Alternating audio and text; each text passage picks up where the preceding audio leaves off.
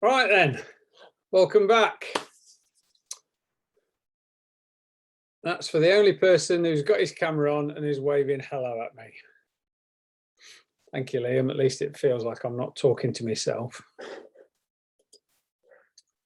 So let's crack on. I'm going to, I reckon I'm just going to plough my way through this one. Oh, hang on.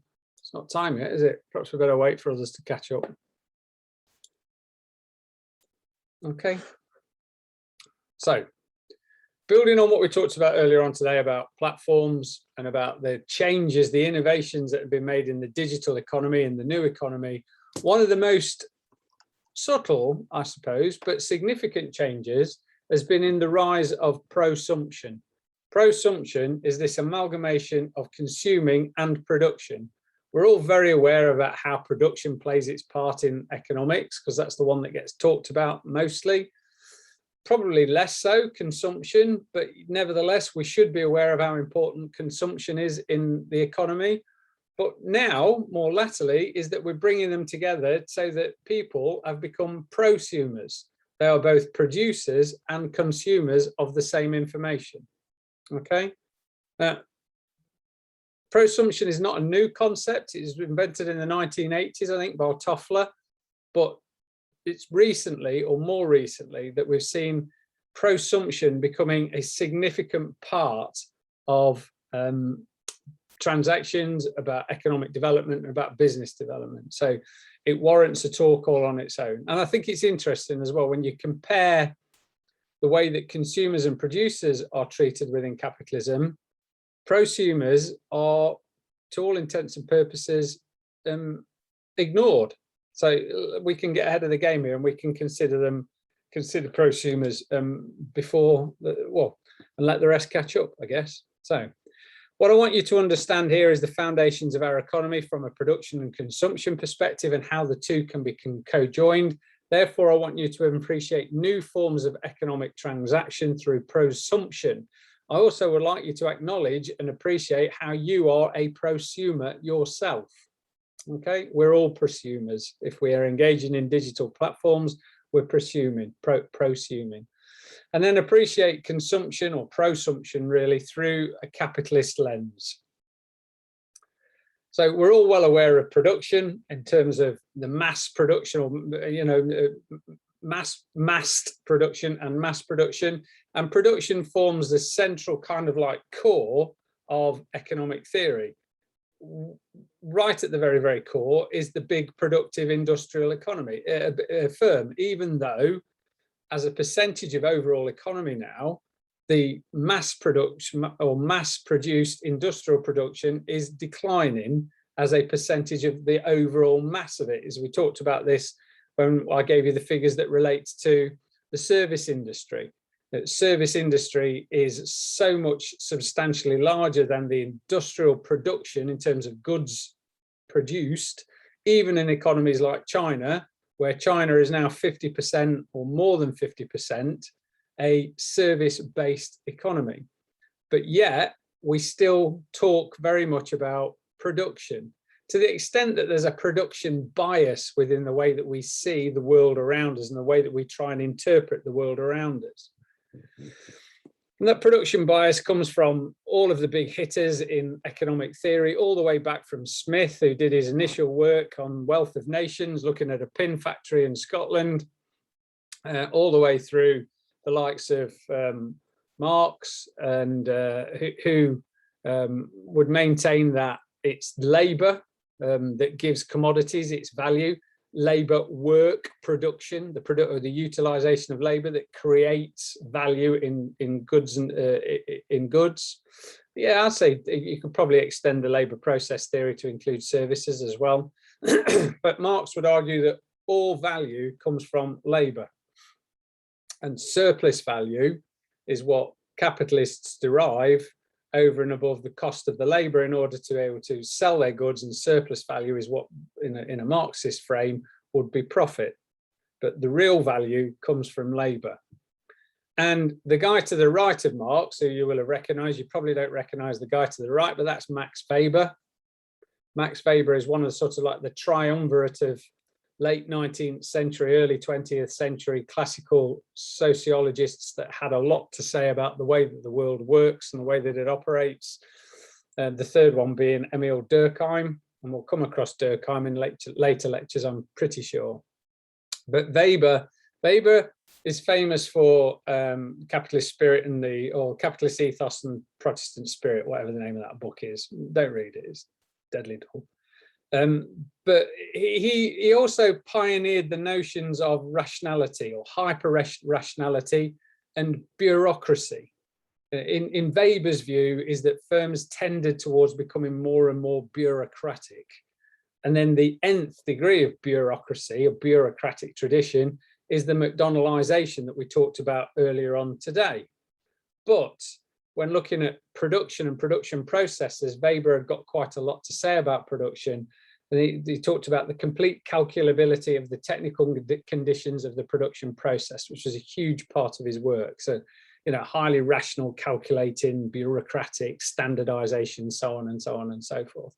Within Weber's world, there's very little room for innovation at all. And it's all about the production of goods.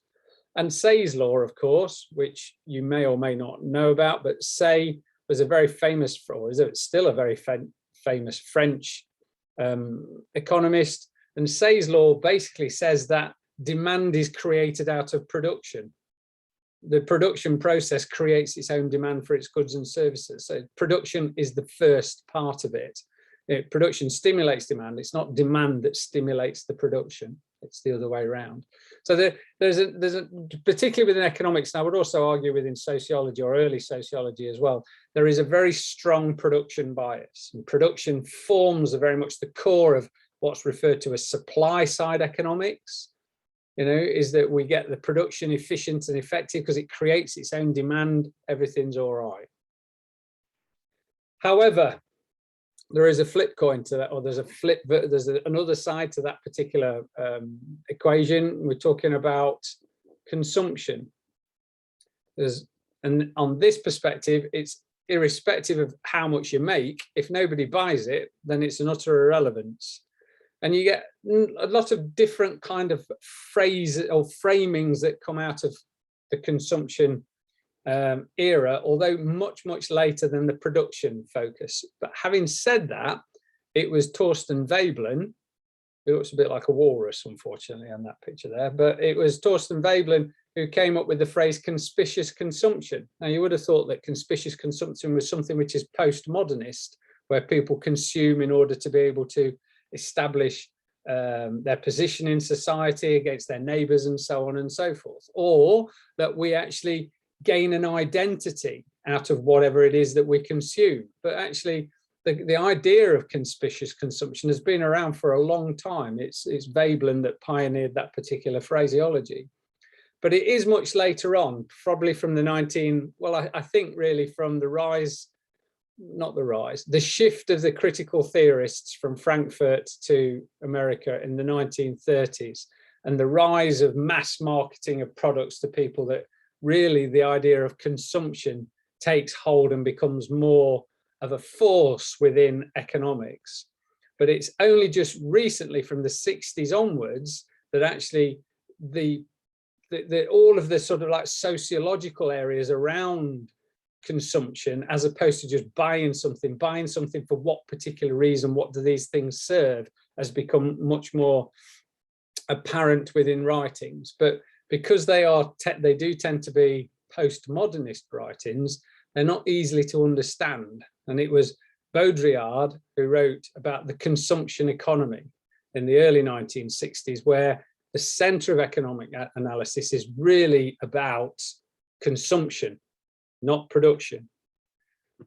And as a part of the rise of the consumption economy is that you get what Ritzer has called cathedrals of consumption. Now, they're entertainment palaces, really, aren't they? Cathedrals of consumption. Is that in census, the UK census, people have listed shopping as being a hobby. And again, I mean, I know I'm reverting back to Singapore again, but I know Singapore quite well because of the fact that my wife is a Singaporean and I've spent a lot of time there. But Singapore has probably got more shopping malls per head than anywhere else on the planet. and people will spend hours in a mall with family and friends, not only just shopping, but browsing, and also eating, entertainment, and so on and so forth. It'd be an entire day out into a shopping mall. An idea that I have to say fills me full of horror, but nevertheless, quite a lot of people do enjoy it. And because of the value of the consumption element of it, is that you've got these huge bits of real estate that take over quite a considerable part of the landscape now. And also is that shopping malls are also, I would argue that they're also nothing, because they're all identical, or broadly speaking, they're pretty identical. They don't require services and anything. We do a lot of it ourselves. So, but they are, they're sort of like they're the tangible end of the consumption phenomenon, in that you are what you buy. Oops, that's the wrong way. So consumption is a shift from production to consumption. Consumption is central to contemporary life. It's a public duty almost to shop. And Galbraith says that freedom, because of the way that the state regulates and the way that the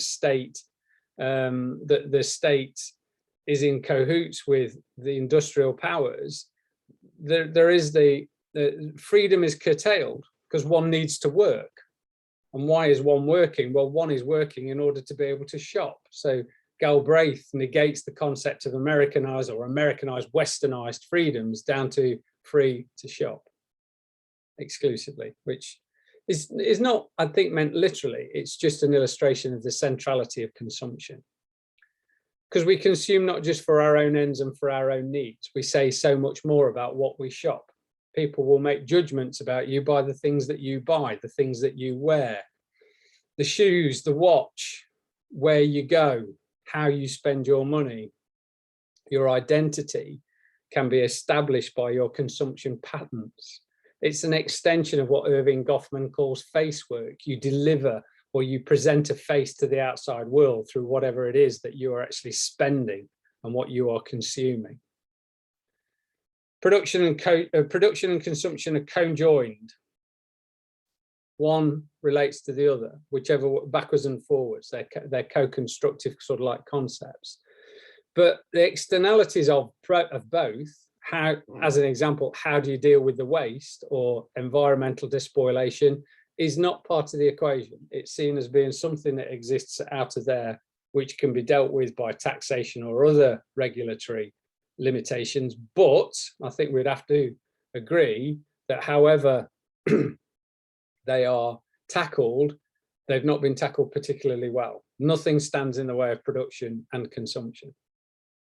And the equation, of course, for GDP is C plus I plus E plus the government spending, which is, I've listed E as being excess of exports over imports here.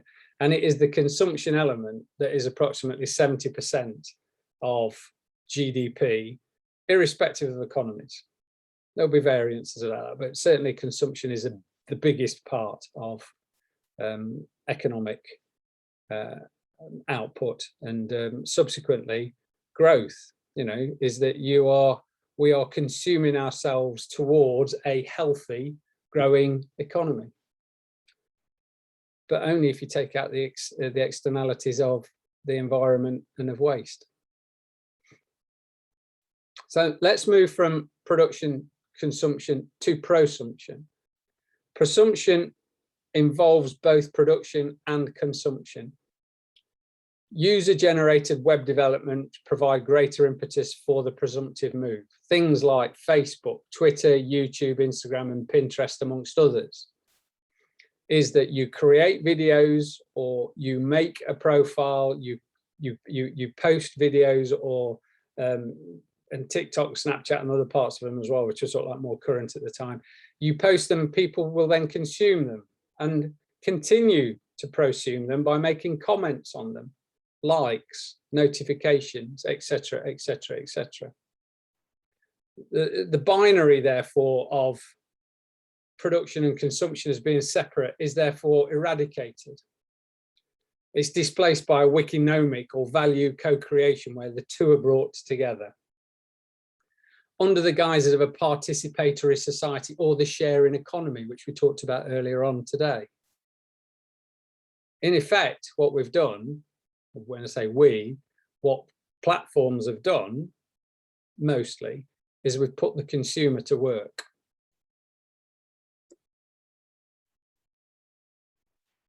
The concept of presumption, as I say, is not new. It was predicted, and I do mean predicted, by Alvin Toffler in the 1980s. And Toffler was a great futurist or futurist scholar, which is prediction, basically. It's having a guess or an intelligent guess. But he predicted the rise of the consumer in 1980. But it is a contemporary phenomenon, since web-based two technologies have dominated. But having said that, is the concept of putting the consumer to work is not necessarily a new concept. It began with fast food, where people would queue up to get food, not be waited at a table, and then clear away your own stuff. Is that you're now doing part of the role that you originally were paying for. Petrol stations, even in my youth, is that you used to wait in your car and somebody would come out and put petrol in your car, take your money, bring your change back. Still happens in Japan, but for the most part is that you put your fuel in your own car and then you walk to the till to pay for it, unless you've used the pay at the pump, whatever. And it extends to scanning your own groceries in the grocery store. Doop, doop. And then trying to pay for it, putting it in the bagging area, or carrying around a scanner and scanning it and then going back to and then paying again. And then you're doing all of the work that somebody else used to do. And there's lots of other ones. Phone-ins. Without a phone, without people phoning in, there would be no entertainment. Reality TV is an extension of the phone-in. Critiquing things online, leaving reviews.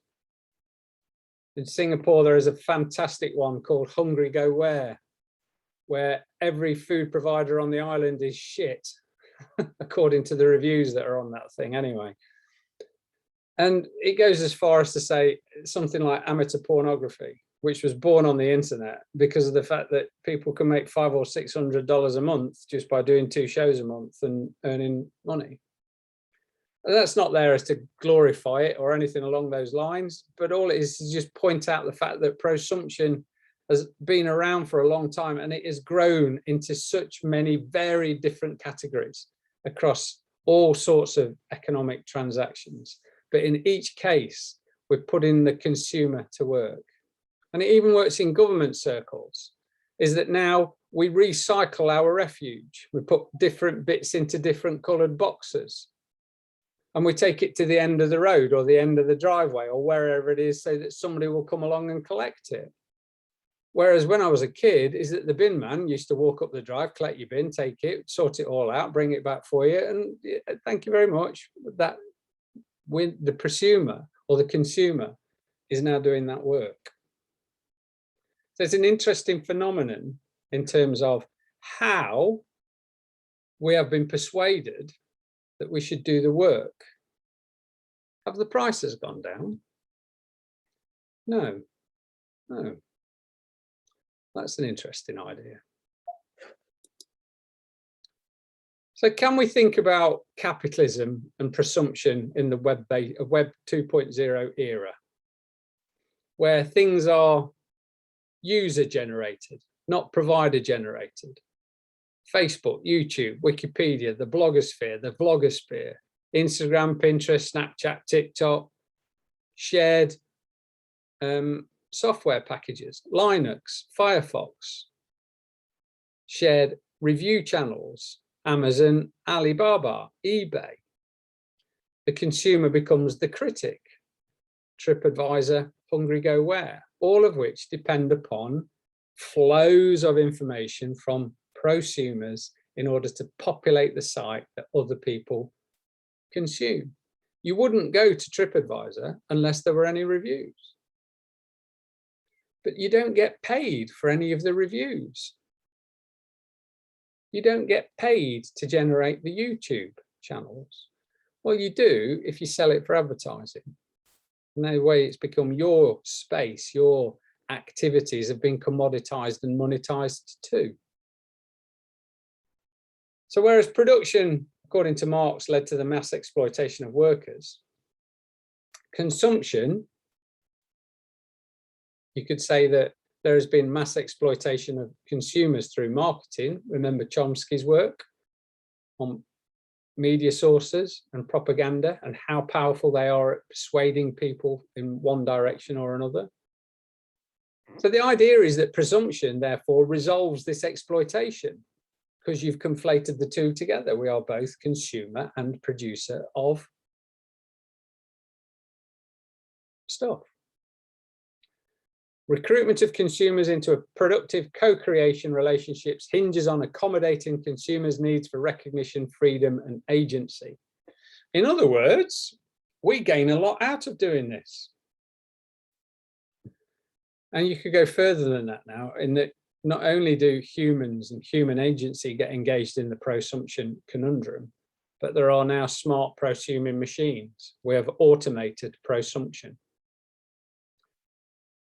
Harvesting and organizing of keystrokes on a computer, as an example. Smartphones show your location.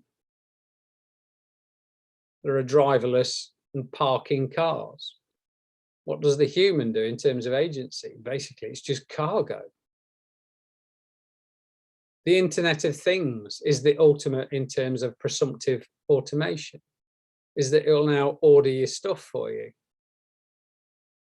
And the metaverse itself, to my mind, looks like one horrific, prosumptive, dystopian nightmare. But that's me. Others, I'm sure, will see it as being the next technological development as an inevitability. But it's prosumption, which has been automated and driven by the machine.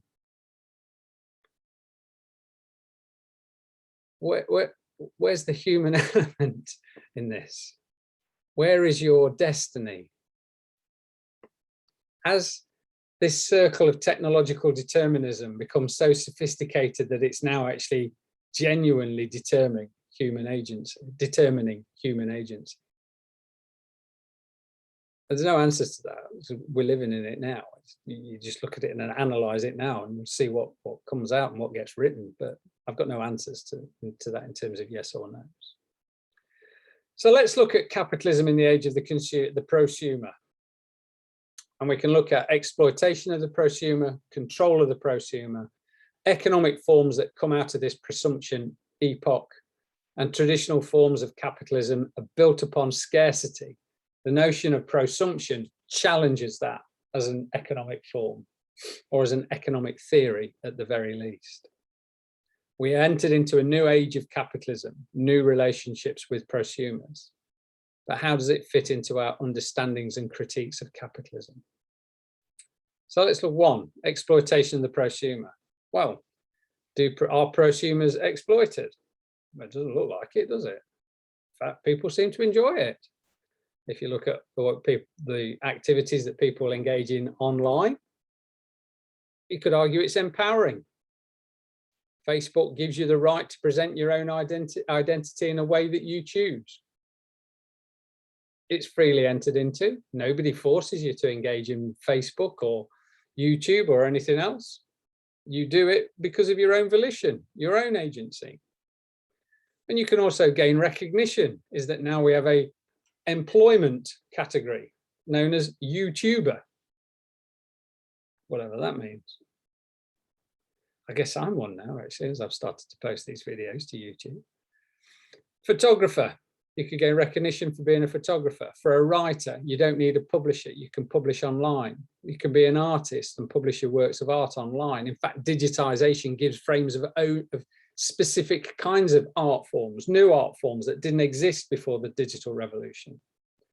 As a musician, new social spaces are created, more co-constructive social spaces are created. Places like LO, which is a kind of like a a Facebook, which is where there are no adverts on it, and it's free to use, and it's a very creative kind of space.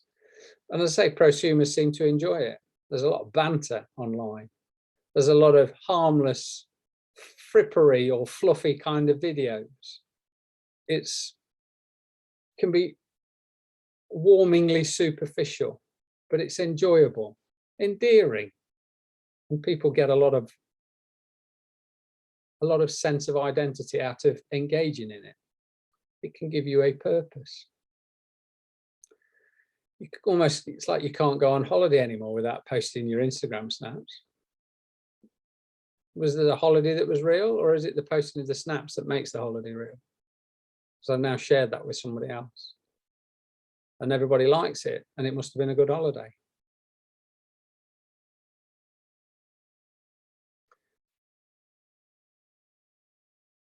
So looking therefore, or shifting our attention slightly to the capitalist control of the prosumer. It's cyber libertarianism.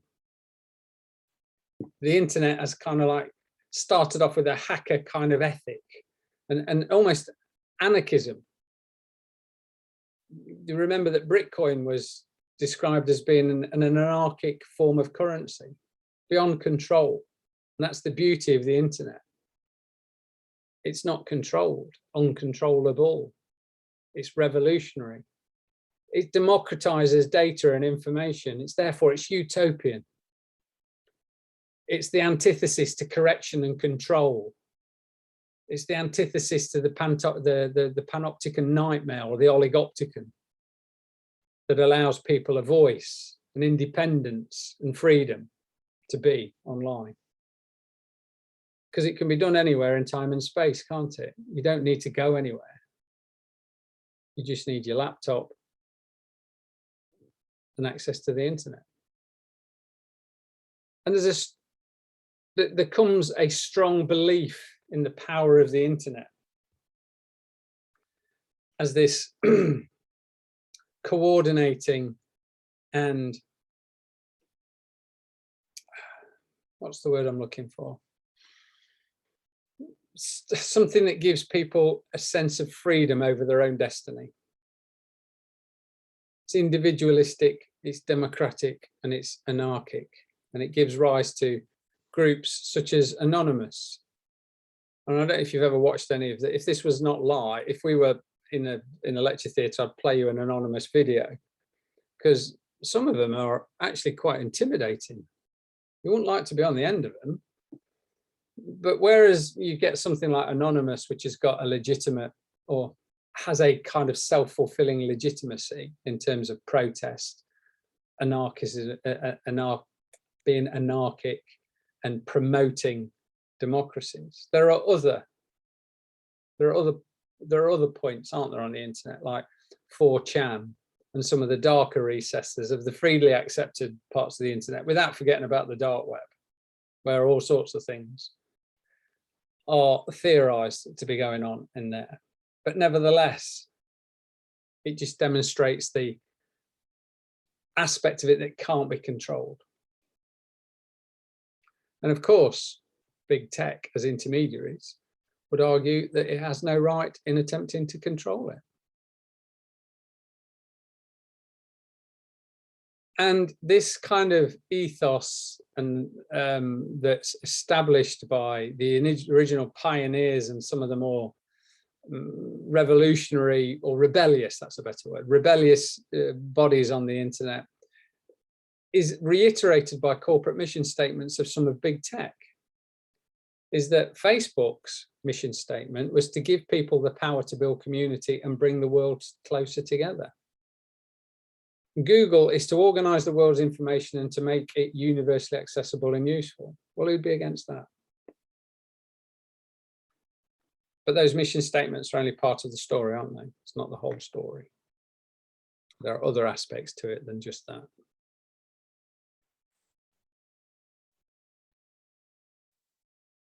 As an example, is that Google asked illustrators to design the Google logo as you know, that the Google logo changes throughout the course of the year, depending upon what's happening. Like if it's, I don't know, International Save the Whale Day, is that Google crafts its icon to be around the whale, or Women's Day, or whatever it is. And so Google put out advertisements to the illustration community asking them to design logos, free of charge, of course. And the illustration community said no. He said, if you want it, you could pay for it. And there was a wholehearted rejection of Google's attempts to co-create. Now, it does make you wonder whether or not that would have been the case, say, 10 years ago, before Alphabet and Google were making billions of dollars. Is that whether or not somebody might have been more altruistic, knowing that the firm itself was not profitable, or was not so rapaciously profitable? Because why would I not want to get behind organizing the world's information to make it universally accessible and useful? Something shifted, in other words. Similarly, LinkedIn asked for translators to be able to translate people's profiles into different languages. And again, were rejected by the translation community. So you don't need to be a cyber libertarian to reject corporate offers. But you can also bypass, if you wanted to, some of the worst practices of the internet. You could bypass advertising to using things like AdBlock or VPNs, or looking for alternatives to Google and so on and so forth, things like DuckDuckGo, or even Firefox to that extent. So if you're willing to work at it, there are ways of getting around it. But why do more people not use DuckDuckGo? People have a tendency to look at Chrome, Google. That's it. Unless, of course, you're Chinese, where Baidu dominates. And the social media becomes a determinant of the market. The markets are going to get you. You're having it, in other words, according to the paper written by McFall and Devine, is that big tech and the social media are defining the markets within which we are operating. So rather than it being exploitative of the consumer, the prosumer, or controlling the prosumer, is that it's being done with us, in that we are contributing to the markets as they are played out in front of us, which is a very Foucauldian kind of way of thinking about the way that the markets are playing, the way that the markets are working. It's, in other words, it's a soft form of disciplinary power. In other words, you get the markets you voted for, or you get the markets that you've prosumed for. We are constructors of the markets that are around us. And I've remarked upon this before, because I find this a bizarre phenomenon, because it's just not something that I would do. But when I go and watch bands play, I'm always taken by how many people will record the show. Now, there is a number of different motives for doing that. One might be purely altruistic. I want to share it with friends when I get home. I'm going to post it to Instagram page and so people can share it, or YouTube or whatever. And there's tons of them on YouTube.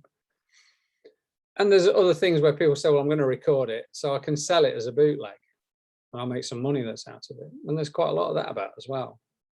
But what always strikes me is that when you refer back to a Marxist concept of alienation of work, is that workers are alienated because they never see the end purposes of the work themselves. Well, if what you're doing is in a crowd and you're recording it and you're focusing on the recording it, you're not actually enjoying the thing itself. So therefore, you're experiencing a process of alienation. You are stuck watching something or being part of something, but not engaging in it. You've alienated yourself away from the entertainment, from the spectacle of itself, in order to do whatever it might be.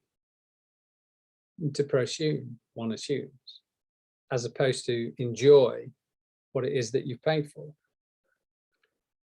So prosumers can be, don't have to be, alienated in the capitalist processes of production or of money making, value making. Because I think that we need to probably shift the definitions of what capitalism is to incorporate acts of consumption and prosumption, not just production. And that gives rise to open sources, different economic forms, open source software, open source programs, open source and collaborative kinds of activities that are online, through game playing, through software writing, through app design, and so on and so forth, open source. The reluctance to pay that we've referred to before, which means that if people are reluctant to pay for it, would you pay for access to Instagram? How much would you pay for access to Instagram? How much would you pay? I mean, YouTube are trying to, well, I don't know to the extent that they have part of it, that they've actually delivered on this, but YouTube have introduced the concept of a paid for service, haven't they? So that you can bypass all of the adverts, which in theory you can do with ad block, but in practice it's not that easy. But how much would people pay? And there seems to be quite a reluctance to pay for access to social media and to the products of big tech. And innovations are generated by flows of information through the network. A lot of scientific endeavor is done in this particular way.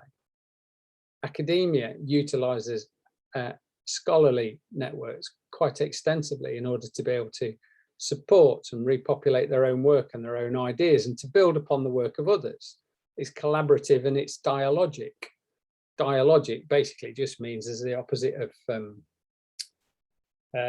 dialectic, where dialectic takes two opposing points and then synthesizes them to create an amalgamation of the two opposing points. The dialogic takes one and just builds upon it. So dialectic is this but that, whereas dialogic is this and that, and it adds to something. So just collaboration becomes dialogic. And it gives rein to a whole new craft of work, symbolic analysts that it's referred to in the literature. Someone who's the problem identifier, the problem solver, or an innovator that can visualize new uses of existing technologies, innovations that create value and monetize the innovation.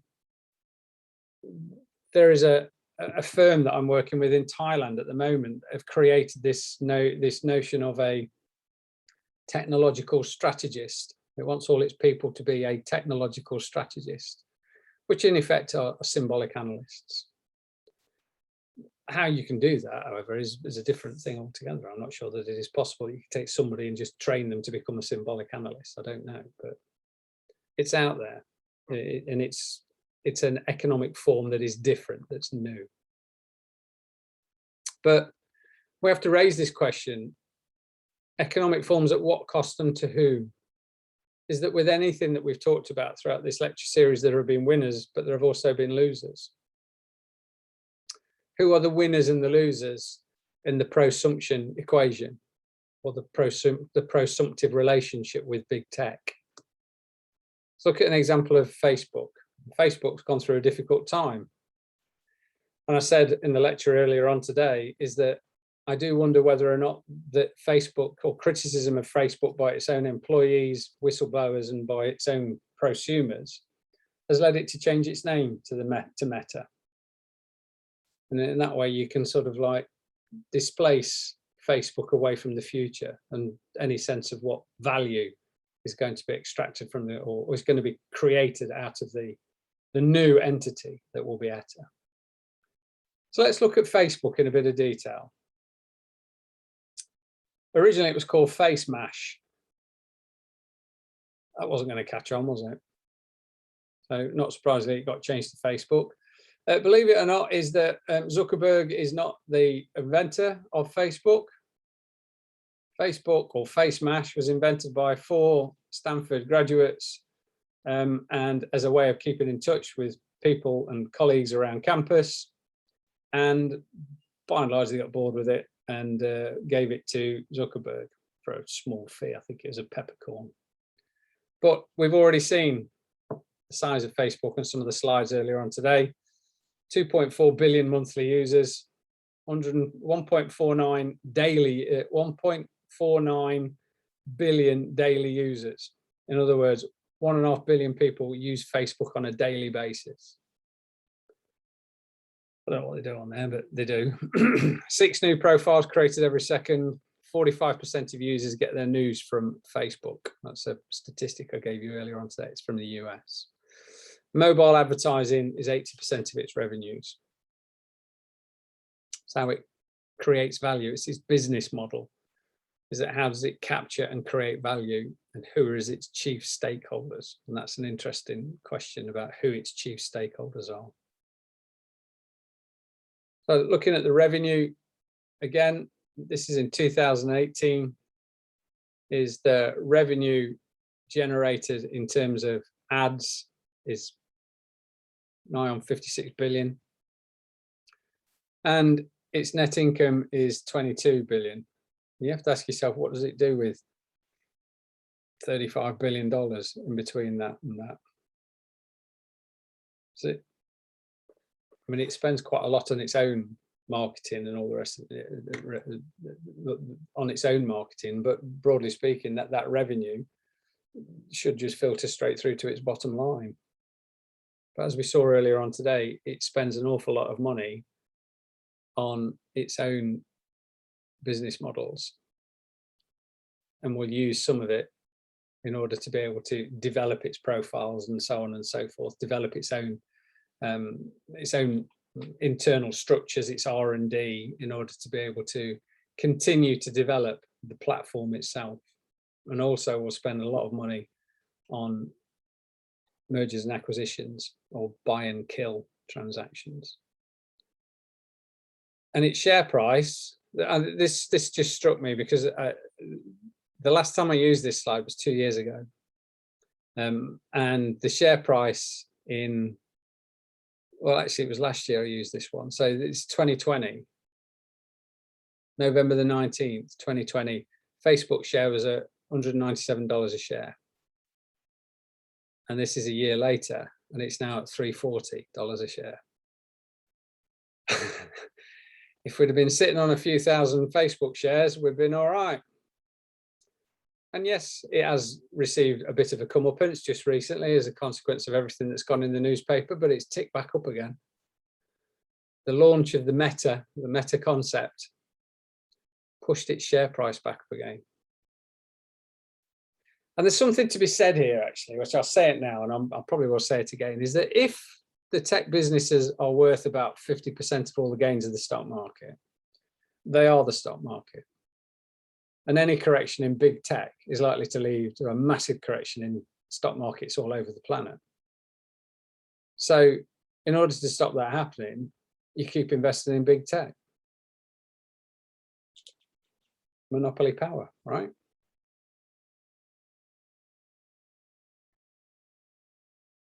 Revenues in total, 86 billion, $60 billion held in cash. This is this year.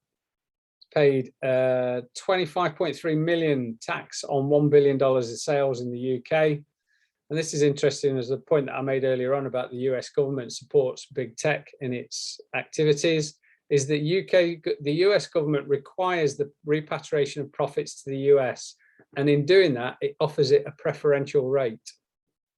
So rather than paying the federal rate, it offers them a reduced rate in order to repatriate their tax back through into the US, Federal Reserve, or into the federal tax offices. So in that way is that the US government is one of the largest proponents of global tax avoidance, because it's offering preferential rates for people to put their tax through the Fed, bring it back to America, rather than in the country where the income was originated. 4,000 employees in the UK, and last year it also claimed an 8.4 million tax credit for giving company shares to its employees, which is is you can deduct tax on that basis. Let me stop for a minute because there's lots of chats and I've been prattling on here. So,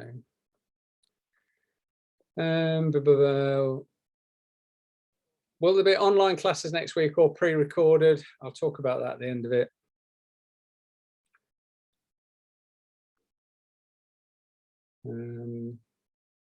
Why do football teams use players as slaves? Technically, they buy them, which is what slaves used to be. Very well paid slaves. Not quite sure that there's, I mean, I know that the Bosman ruling was basically as him saying, I'm nothing more than a slave, but you're a slave that's been paid £1 million a week. So it's not quite the same, is it? Unlike slaves, footballers get paid. Yeah. You don't get paid. Does that make me a slave? No. It depends what you're doing, doesn't it? I mean, slavery is a coerced state of powerless dependency on somebody else, not your ability to do what you want. That's not slavery. That's a curtailing of your liberal freedoms through state or anything else, but it doesn't mean to say that you are a slave. You're a full-time student. Fine. Is Facebook a financialized company? And the final share, the final chart at the bottom there is about demonstrates the amount of share buybacks that Facebook has entered into. A hump over in 2018, 2019, and then a huge peak in 2021, where they bought back $13 billion worth of their own shares. So it looks like a financialized business. And a financialized business benefits its shareholders in terms of the shareholder maximization principles or shareholder value maximization principles. And it's not without its controversies as well. Is it's fined $5 billion for privacy violations, 2016 electoral campaigns in both the US, the Trump campaign, and also the UK in terms of the Brexit vote, is that Facebook was implicated it through the promulgation and the promotion of false news stories, which outperformed real stories, stories of fact, and its relationship with Cambridge Analytica that harvested tens of millions of accounts for ad targeting, and its marketing suggests a strong link to shaping elections. In fact, if you go and watch the Netflix documentary on Cambridge Analytica, it's eye-opening. As Cambridge Analytica were involved in a lot of African campaigns, election campaigns as well, where they were very successful in ensuring the election of their chosen candidate. But Zuckerberg, despite all these controversies, is that Zuckerberg is the prime shareholder of Facebook. He gets paid $1 a year, but he owns 410 million shares. Zuckerberg's net worth declined by 6 billion when Facebook actually suffered an outage. It went down, and his income or his net worth declined by 6 billion as a consequence of that. But despite all of that, he's currently worth $121 billion and is the 5th richest person in the world. And at 410 million shares, he is the largest shareholder of Facebook. Create and capture value. Look after the chief concerns of your stakeholders as a business model. We've seen how they're creating and capturing value through prosumptive activities. And as a listed firm and financialized firm, its chief concerns are those of its shareholders, out of which Zuckerberg is a preeminent one. And there's a dark side, or is there a dark side to Facebook and its activities? It's not just a simple collection of feeds and stories and pictures and so on and so forth that allows people to promote their own social media profiles. Facebook likes are an accurate predictor of sensitive personal attributes. It was demonstrated in 2013. In other words, Facebook can tell your political leanings, your sexual orientation, amongst other things. And more damning was that Scott Parker came out and said that Facebook was designed to be addictive. The thought process is, how do we consume as much of your time and conscious attention as possible? And that means that we need to sort of give you a little dopamine hit every once in a while because someone liked or commented on a photo or a post or whatever.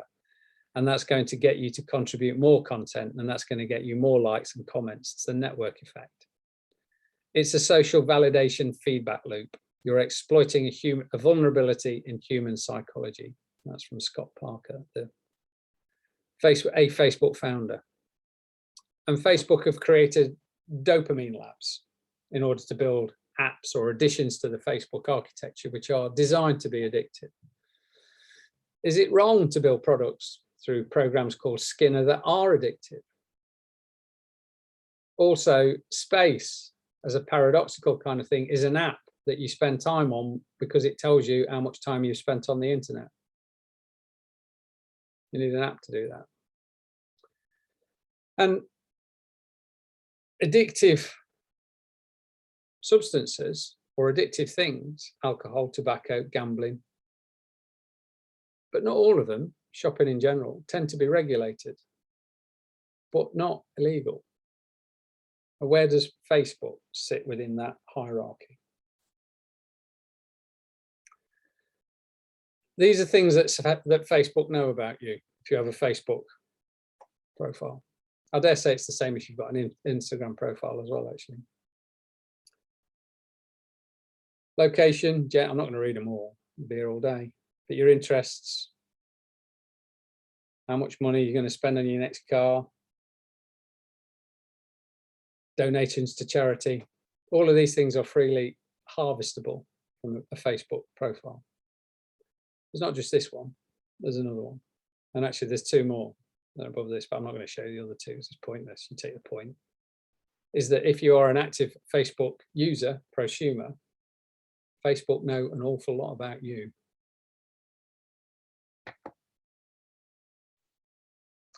And I've just listed here, and I could have gone through all of these, but it doesn't say, I'd save some time, I think.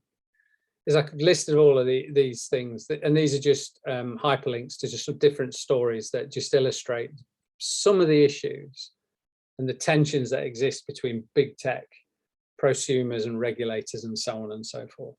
You can look at those at your own leisure. Platforms and their consumers, they're looking at the prosumers. So there's a significant shift in the role of the consumer. We're putting the consumer to work. But free access to platforms don't come at no cost. It's an accepted part of the relationship. We're selling ourselves. Access to the platforms comes at the cost of providing all of the data about yourself. And as we have seen before, we are completely transparent online to the algorithms and to the ability to analyze and predict our likes and who and what we are. But it's certainly of no cost. It's not at no cost. There is a huge cost, but it's not a cost that might be borne in pounds, shillings and pence. But then again, should it? Is that given that big tech makes so many trillions of dollars out of all of us, should it not be that instead of us paying for access to it, should not big tech be paying you for access to you? And you completely shift around the conundrum, the equation. And we're shifting along thinking about different economic forms. Rational models, as proposed in economics, are based upon scarcity, scarce resources that are allocated efficiently within the market. However, within a prosumer environment, it's typified not by scarcity, but by abundance. Data is abundant. Content, as a consequence, is abundant. Money, is money a scarce commodity, or is it abundant? This is just the US true money supply up to 2009. Didn't bother. There's no point looking at it after that. because it's just carried on the same way. In fact, it's probably even, you can't get much steeper than that as a vertical exponential curve, for crying out loud. But the idea that money is of a scarcity along with data and content is just not empirically observable. Therefore, on the basis of a market that's typified by abundance, there's no requirement to be efficient. The idea of efficiency is an irrelevance. The business model moves towards effectiveness, a wikinomic model based upon a model of infinite inputs. Money should be deployed, activities and services delivered depending upon a desired output. Policy outputs, but desired outputs. And you can move, therefore, beyond the slavery of financial or economic measurement, which at its best was the comments regarding football and student was what you were addressing or starting to address. But then it degenerated into nothing very useful. But at its high point, there were some very good points to be made in there about how we value what we value, why we value it, why is certain labour valued when other labour is not valued, why do students have to pay for university rather than lecturers that need students not pay the students to be at university. It raises all sorts of different questions, and they're very contentious sort of questions. And remembering earlier on in the lecture series is that I identified that we do a lot of these things because they are culturally assumed to be the right thing to do. They're part and parcel of our culture. And cultures can change. But the prosuming economic environment eradicates the need for market efficiencies. Scaling up of businesses, platforms, do away with variable costs, which means that there is no need from an economic perspective to charge for any of this. So in reality is that the prosumer should levy a fee or should gain an income. And I know that they do, and certain platforms, but it is of a minor nature in comparison to the amounts that are paid directly to the platforms themselves. So, do platforms exploit their power in this? I'll say that again. Do platforms exploit their power? And is this an ethical or a regulatory issue? And what's the difference?